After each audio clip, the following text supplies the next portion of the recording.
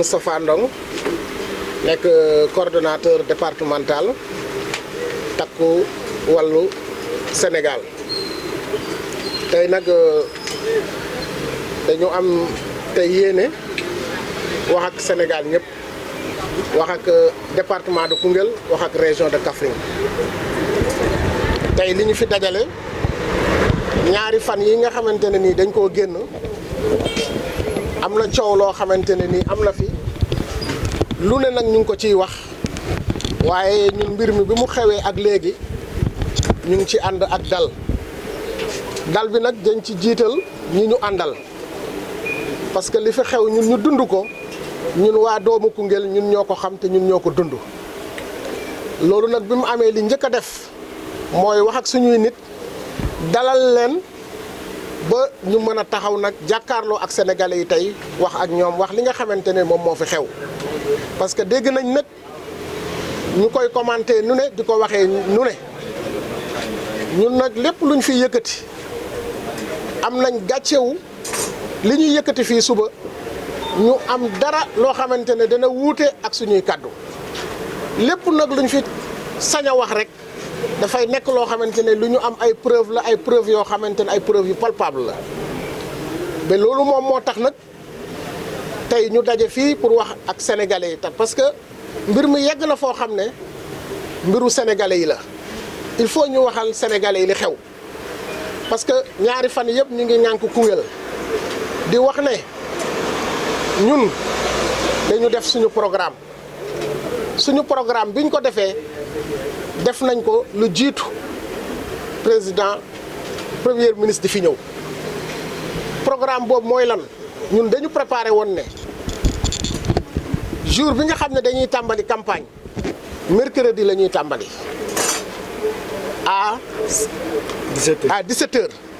lañ defoon suñu programme preuve yaa ngi nii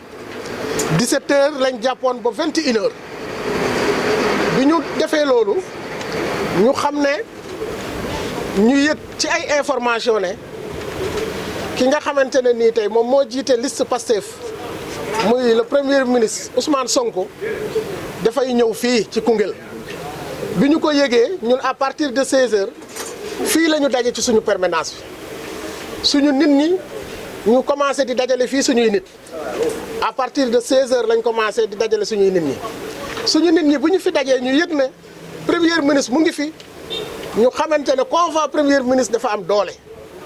ñu wax suñuy nit ñu taxaw fii li xew nag lañ bëgg a wax te li xew dañ ci am ay preuves dafa am koo xam ne chargé des missions la à la présidence ñu koy wax monsieur Laye les vidéos sont là les images sont là monsieur Laye boobu moom moo ñëw fekk ñu fii bi ñu fi fekkee ñëw parce que seen tête de liste dafa am lu mu leen wax daf leen wax ne yéen Koungheul musuma fi gagné maa ngi leen di xaar nag ngeen def remontada moom monsieur Laye moomu nag bi Ousmane Sonko di wër moom moo ñëw jiitu parce que gis nañu suñu permanence bi dafa nekk ci kaw télé bi bu mu ñëwee gis suñu foule bi ak pancarte yi bëggut seen tête de liste jaar fi gis loolu mu ñëw dugg ci suñu biir foule di attaqué booy yi bi mu leen di attaqué kaaw mii moom moo nekkoon ki nga xamante ne moom moo doon calmer booy yi yooyu yëpp am nañ ci ay preuve vidéo yaa ngi fii moom ci boppam moom moo doon calmer booy pour ñu bañ a dal ci koom parce que mbooloo xajut ci kenn te vidéo yi ñu ngi nii. ils ont même appelé la police. bi loolu amee moom ci la rocceeku dem bi mu demee nag ci la ànd ak seen nervi yi bi ñu ñëwee les images sont là ñu génne seeni jaas di attaquer nit ñi di fetel sax génn na fi te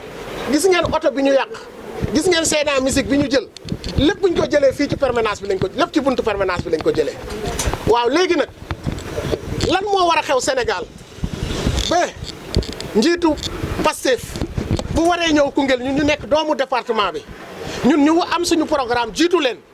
parce que ñoom seen coordonnateur départemental moom dafa taxaw vidéo boobu ñu ngi ko amee mu ne ñoom amuñu fi woon programme bi biñ koy yëgat mi di jot na gon kay ñoom ñun ñoo leen jiitu gon ñun nañ leen tooñee gon ñun nañ lañ leen provoqué te suñ leen doon provoqué dañ doon convois yi dañ doon daje mais convois yi daje wuñu ba tey ci suñu biir permanence lañ ñu fekk léegi nag lu tax ñu wax ne ñun ñoo daje ak ñoom ñun ñoo leen attaqué booy attaqué nit da ngay yor loo koy attaqué amul benn image bu ñu mën a génne image boo xam ne am na suñu nit ku yore jaasi wala ku yore fetal amut parce que li ñuy wax nii ci presse lañ koy wax buñ ñu attaqué nag ñuy sànni ay xeer booy dañuy for ay xeer riposté parce que loolu aussi moom mooy dëgg kenn du toog ngay xool ñu di la faat wala ñu di la rey loolu moom am na fi parce que biñ ñu attaqué bu ñu attaqué dañu attaqué ay góor kon nag aussi dañuy riposté moo tax riposte boobu am la preuve en est que moto yi ñuy wax moto yi fii lañ fekk moto yi jël moto yi yëpp daggate ko dóor ko ay jaasi dagg lépp loolu yëpp nit ñi teg nañ seen i bët ñu am ci ay vidéo am ci ay image yu leer ñun nag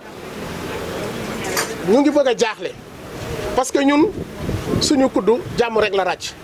ñun nag ñu ngi demander suñuy nit bu ñu fayantoo xam nga lu tax bu ñu fayantoo tey département bi suñu département la ñoo bokk ndey ñoo bokk baay sama biir kër boo fa demee am na ñoo xamante ne nii samay mbokk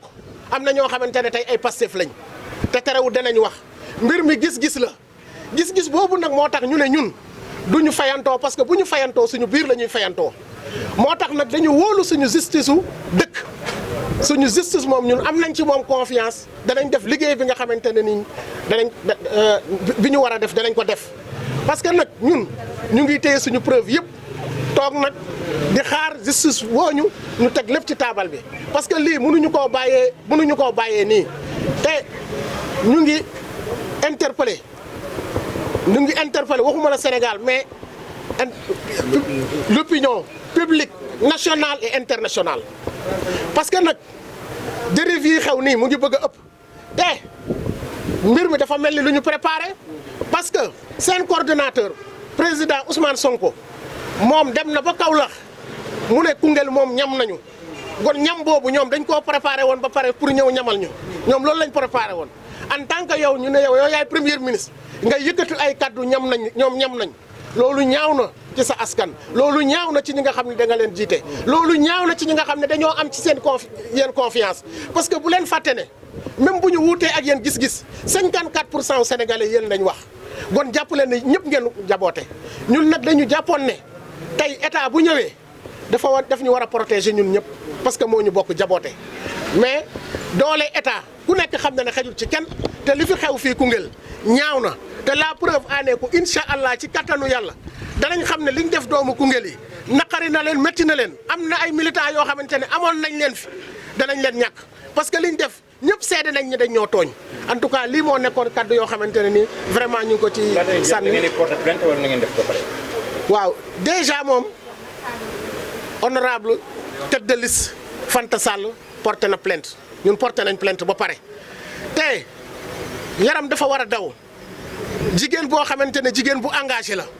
mën nañ wax ne Sénégal moom rek moom mooy tête de liste tey département taxaw di mu nekk koo xamante ne ku yaru la liggéeykat la département de Koungheul def na fi lu nit ñi teg seen bët tey mérité wut ñuy ñëw di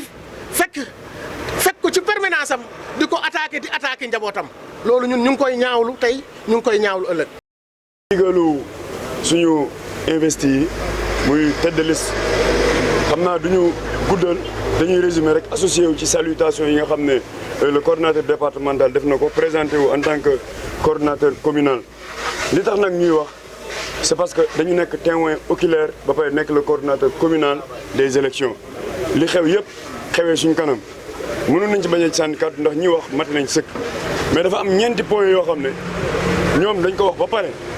wax ko Sénégal wax ko àdduna yëpp dégg ko te mu nekk loo xam ne dafa amul bi si jiitu mooy ci planification bi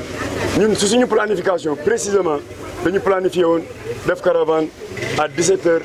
21h loolu ñoom ñëpp xam nañ ko te discuter nañ si ak ñi ci war a discuter ñëpp ba valider ko ñoom weddi nañ wax nañ ne comme ni ko coordonnateur waxee amuñu woon l'information ba midi lañ doog a xam ne seen caravane bi dina fi yegg si donc boobu moom dàq nañ ko beneen bi mooy dañu attaqué seen cortège mosuñu attaqué cortège ku yorul fetal yoroo paaka yoroo puso yoroo xeer nga yore ay morceaux yu weex jigéen ñi yore morceaux yu weex te ay jigéen ñoo taxaw si kaw tali bi jigéen mënul attaquer ay góor les images sont là lii nag cause problème bi lañ ñu bëgg a imputer comme quoi que dañu kar cortège Ousmane Sonko maa ngi saisir l'opinion nationale et internationale pour dire que li xewewul fenn fu dul suñu buntu permanence ñun dañoo taxaw kenn bougé wul foofu lañ ñu fekk ñun te ki ñu fa njëkk a fekk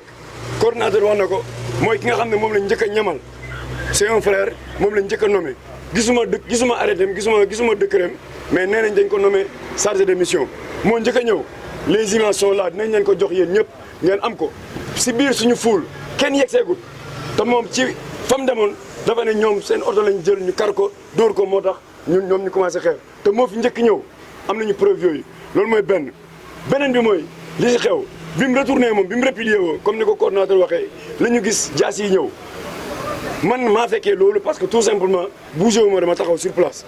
xëy na bu fekkoon rey lañ jóg dañ may rey parce que man bougé wu ma li ñu njëkk a def mooy dàq ñi taxawoon ñi nga bi xale yi demee mag ñi nga xam ne dañoo yéex ñii dañ leen tàpp ay jaasi ñii ñu cor leen loolu dafa am ay image am na ñoo xam ne dañu leen gaañ si loxo am ñii ñu gaañ leen si tànk ñii ñu gaañ leen si dox ñii ñu gaañ leen si bopp ak jaasi yi heureusement que amul perte de vie humaine bi ñooñu dawee nag ñëpp daw bàyyi si matériel bi si la ñu profité si matériel bi bënn pneu yi toj pare-brise oto bi nga xam ne moom moo taxawoon yeneen ñi doon dem ñu sànni leen am na yeneen oto yoo xam ne pare-brise seen verre yi toj na parallèlement mais oto bi ñu saccagé mooy pick-up bi tegoon Sena Musique bi sàcc table de mixage jàmbur bi téléphone yi nga xam ne nit ñi bàyyi woon nañ ko si oto yi daw bàyyi ko fi ñu récupérer téléphone yi loolu mënuñ ko tuddee lu dul vandalisme te gis nañ image yi loolu yëpp am na image nit ñi gis nañ ko ñu yore jaasi yore fetal dàqe nit ñi te si suñu buntu permanence lañ ko defee ñu préciser loolu bi loolu passé ñoom ñu dem bi ñu demee à notre très grande surprise suñu nit ñi dem ca hôpital ba di faju ji ñu fekk leen fa ak ay yet ñu fekk leen fa ak ay yet oto ak ay yet loolu tamit am na preuve loolu yëpp dinañ leen ko jox ngeen am ko waaye bi loolu passé tamit ñu dem brigade ñu dem police di sos di dëggal li nga xam ne moom la seen coordonnateur national wax ne ñun dañoo kar seen cortège ku yorul fetal yorul paaka yorul jaasi je précise mënul kar kenn te ñun mën nañ ko vérifier amuñu woon sécurité on n'avait pas prévu te ay jigéen rek ñoo fa nekkoon loolu yëpp tey am na image si gàttal ñun loolu lañ amoon pour tracer parce que c'est des faits yoo xam ne ñoo ko fekkee mu taxaw nekk suñ kanam dañ ciy profité nag di masawu coono képp koo xam ne am na si jafe-jafe képp ku si gaañu ñu ngi lay masawu coono di wax ne ñun ay sénégalais lañ réew fii Sénégal la le président de la république nee na du président parti wam na wax ci lii parce que lii tey du lenn dul tooñ dañ dem ba tey finalement ñun suñuy nit dañoo jaaxle dañoo tiit te ñoom loolu lañ si jublu woon maintenant nag na wax balaa mbir mi di ëpp loxo si réew mi réewu yoon la nañ teg mbir mi si yoon mu wan ñëpp ne mbir mi mbiru yoon la waaye xooxatal bi ak intimidation bi du dem.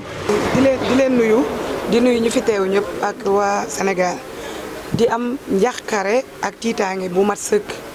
parce que li ñu fi gis nekk na loo xam ne ñu ngi koy ñaawlu di masawu suñu njaboot gi nga xam ne am nañ ci ay gaañu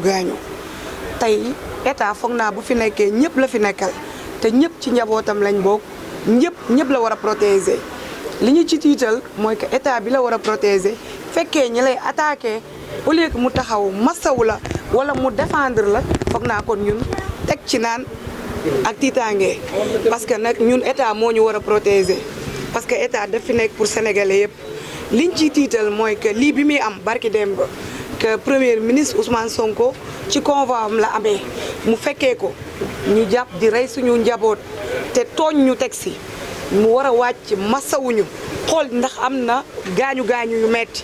mais dem ba Kaolack naan waa Koungheul ñam nañ te ñam boobu ñun ñooñu tooñ te mun nañu waat ne tooñuñu parce que foog naa ne ku nar a kaar cortège di nga yor jaasi wala nga yor arme pusa sax yoruñu ko mais nag am nañ droit ci campagne lañ nekk mobiliser suñuy nit te ñëwam boobu balaa ñu koo yéeg ñun fekk na ñu jàpp suñu caravane ba pare mais bëgg jàmm tax na ñu téye suñu nit yi si buntu permanence bi te nañu may cortège bi ba mu jàll mais am na lu mu fi wax na ko ay nitam mënuñu ko muñ te xam nañ ne fii nit yu bari ñu ngi fi woon ñi ne nañu tasaale ful bi fi nekk que balaa cortège bi di ñëw kenn ci ñoom muy Moussa Laye jaar fi gis ful bi di tapas xale yi di xeex ak ñoom mu xam ne benn nit mënul xeex ak mbooloo parce que nit bu la tooñul nga fekk ko di ko attaqué dina défendre boppam. ci la dem indi benn oto boo xam ne ay nervi la def ñu yor ay jaasi yor ay fetal ñëw di dóor nit ñi di daaneel jigéen ñi di jël jaasi aussi di ko dóor ñi nga xamante ni nekkoon nañ fi di toj bagage yi di toj oto yi ak moto yi nga xamante ni am na sax yoo xam ne yóbbu nañ ko ci kon loolu moo nekk tiitaange ci ñun kay ma jàpp ne élection wax dëgg yàlla war nañ ko mën a def si jàmm ku ci nekk far fi nga far ku nekk défendre li nga gëm mais pas violence pas rayaate pas jamaate jaasi kon ñun bu fekkee wax dëgg yàlla premier ministre teewee na loolu waxul ci dara masawul kenn mais mel ni ku koy ndamoo wax dëgg yàlla dinañ dem fu yoon nekkee benn wóolu nañ suñu justice te gëm nañ dina def liggéeyam parce que nag Sénégal benn bopp la kenn mënu ko xar ñaar mais ñun wax dëgg yàlla tooñuñ leen ñooñu fekk suñu permanence attaqué ñu dóor ñu yàq suñuy bagage damate ku préparé car cortège doo téye say nit ka ne nañu bàyyi téye nit ñi ba cortège bi dem ñu door a génn def suñu liggéey kon bëgg jàmm moom moo taxoon ñu def loolu waaye jàmm jooju boo ko bëggee day fekk ñoom aussi ñi bëgg histoire bi yemul foofu ñi dem di masawu ñi nekk hôpital parce que loolu lañ daloon fan yëpp ci lañ nekk parce que am na ñoo xamante ni gaañ na ne gaañu bu metti ñi defaat oto mooy ñu nekk fii nekk doomu Koungheul loolu laa gën a ñaawlu parce que Koungheul ñun ñoo ko bokk ñoo ko war a defar que ñooñu jël oto def ci ay yet ak ay xeer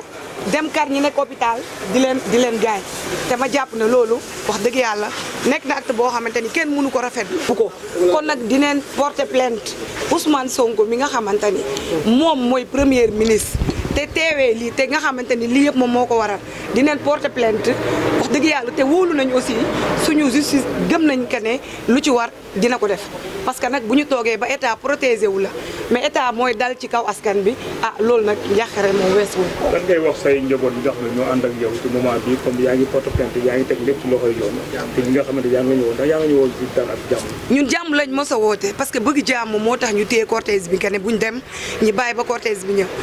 jàmm lañ mos di woote te moom la ñuy continuer di woote mbir mi bu soobee yàlla du xeex ak xuloo comme li mu wax ni tamit que mosu leen gagné fii élection te dinañ leen ko wan parce que li ñu def ay doomu Koungheul la ñu tooñ kon jàpp naa ne bu ñu fi amoon benn nañu jàpp ne benn boobu rëcc na leen parce que ñee ñu gaañ ay doomu Koungheul lañ te ñoo leen waroon protéger alal yi ñu yóbbu ak alalu doomu Koungheul lañ ñuy daan seen doole kon ñun lu ñu leen di wax que bu ñu xeex bu ñu xuloo le 17 incha allah dinañ leen wan lan lañ leen mënee te du ànd ak xeex bon mënuñu ko xam mais en tout cas incha allah lépp yoon ñi ko war a xam dinañ ko xam. Beaucoup, je m'appelle Cheikh Ndam Ndiaye, responsable de la communication de la coalition Takku Wallu Sénégal dans le département de Koungheul. Alors, je voudrais d'abord commencer par exprimer une situation de regret total pour tout ce qui s'est passé ici dans le département de Koungheul et plus précisément dans la commune, au niveau de la permanence de la coalition Takku Wallu Sénégal. C'est une situation de regret parce que nous savons, nous tous, que la coalition Takku Wallu Sénégal, avec des responsables intègres, des militants et les militantes intègres, qui se soucient du développement du département de Koungheul, qui étaient là conformément aux élections législatives en élaborant un programme de campagne électorale. Mais nous avons une surprise parce que nous avons un programme qui a été bien ficelé, qui est là. Et nous avons bien planifié nos activités de campagne. Et ce jour-là, ça a coïncidé avec la caravane de la coalition Takku Wallu Sénégal, qui devait démarrer au niveau de cette permanence. Alors nous avons réuni nos militants et nos militantes, nos sympathisants, pour démarrer la caravane de la coalition. Alors nos leaders ont entendu que la tête de liste de la coalition PASTEF, en l'occurrence M. Ousmane Sonko, sa caravane est entrée dans la ville. Nos leaders nous ont demandé d'attendre que cette caravane-là sorte de cette ville pour qu'on puisse démarrer la mienne. Mais malheureusement, on a demandé à nos militants de rester sur place. Les militants ont respecté ce que les leaders ont dit. Ils ont resté au niveau de la permanence, les femmes, les jeunes, les adultes, tout le monde. Nous n'avons pas démarré notre caravane. Alors nous en avions les droits les plus absolus, parce que nous avons un programme bien ficelé. Mais malheureusement, comme l'ont dit les responsables, nous avons des fils de Koungheul qui acceptent d'attaquer leurs propres voisins, d'attaquer leurs propres frères, d'attaquer leurs propres sœurs, en l'occurrence, comme l'on dit, Moussé Laye. Il est venu ici retrouver une mobilisation forte, parce que c'était une démonstration de force. Les militants étaient là, tous étaient prêts à montrer ici que la coalition Takku Wallu Sénégal est la meilleure coalition dans le département. Il est venu attaquer nos militants. Malheureusement pour lui, il était seul. Il y avait des gens qui étaient là pour intervenir, pour éviter des dégâts, comme en l'occurrence M. Kaw Diouf. Il a compris que cette situation, il ne pouvait pas la régler tout seul. Il est parti prendre les nervis. Ils sont venus avec des machettes, des coupes-coupes, des pistolets. Ça nous a beaucoup surpris. Parce que nous n'avons pas pensé qu'avec Ousmane Sonko, cette situation allait se produire dans le Sénégal.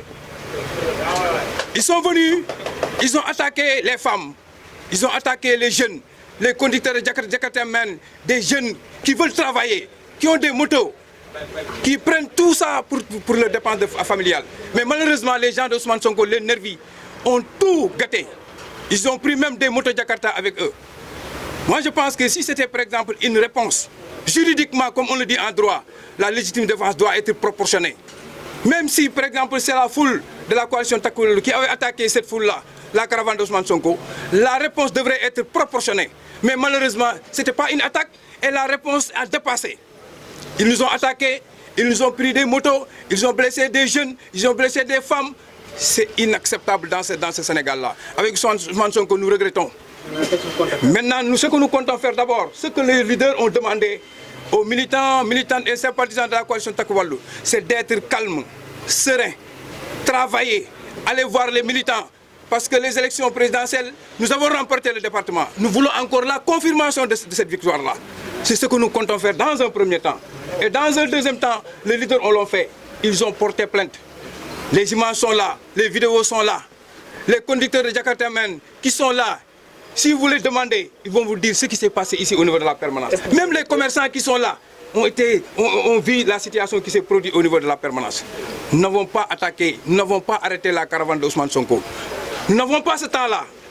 Parce que le temps que nous avons, c'est de faire la campagne avec la proximité, d'aller parler à la population, gagner les élections du 17 novembre 2024. C'est ça ce que nous voulons. Donc nous regrettons cette situation et nous appelons à la justice de faire la lumière sur cette situation. Parce que Koungheul nous appartient, nous tous. Nous sommes tous de Koungheul, nous nous connaissons. Nous allons continuer maintenant notre campagne dans la discipline et dans la non-violence. Donc nous appelons à la justice de nous protéger parce que nous sommes des enfants et des fils du Sénégal et du Bambouk.